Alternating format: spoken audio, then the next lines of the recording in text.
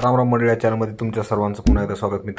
मित्रांनो मराठा आरक्षणावरील सर्वपक्षीय बैठकीवर मनोज जरांगे यांनी बहिष्कार टाकला आहे.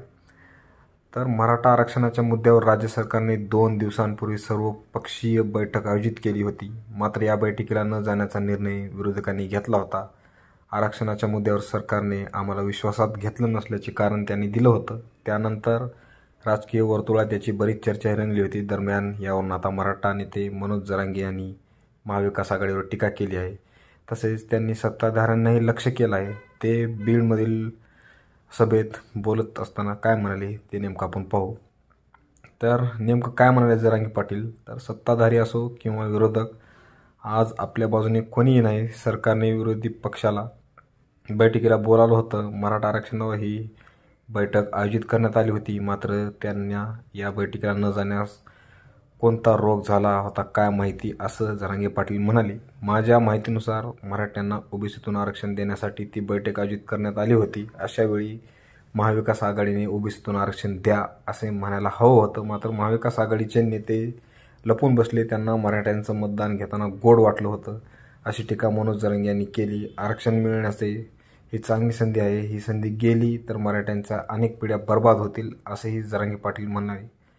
तर सत्ताधाऱ्यांनाही मनोज जरांगे पाटील यांनी लक्ष केले.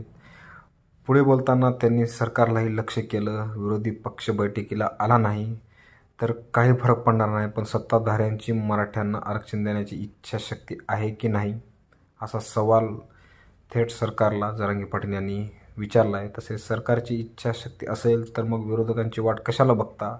सरकारने मराठ्यांना आरक्षण देऊन द्यावं. किती दिवस तुम्ही कारण सांगणार आहात, असाही प्रश्न मनोज जरांगे यांनी सत्ताधाऱ्यांना विचारला आहे. तसेच विरोधी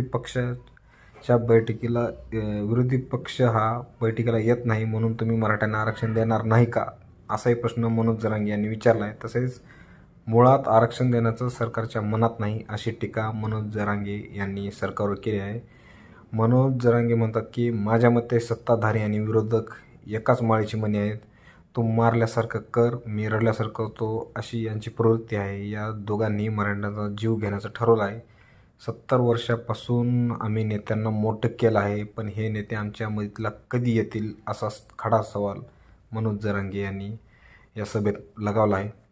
आम्ही फक्त आमच्या हक्काचं आरक्षण मागितलं आहे. ओबीसीतून आम्ही 150 वर्षापासूनचं आरक्षण आहे, तेवढं आम्ही मागितले आहे. मात्र आरक्षण देण्याऐवजी सत्ताधारी आणि विरोधक एकमेकांवर आरोप प्रत्यारोप करत आहेत, असेही जरांगे पाटील या सभेत बोलले.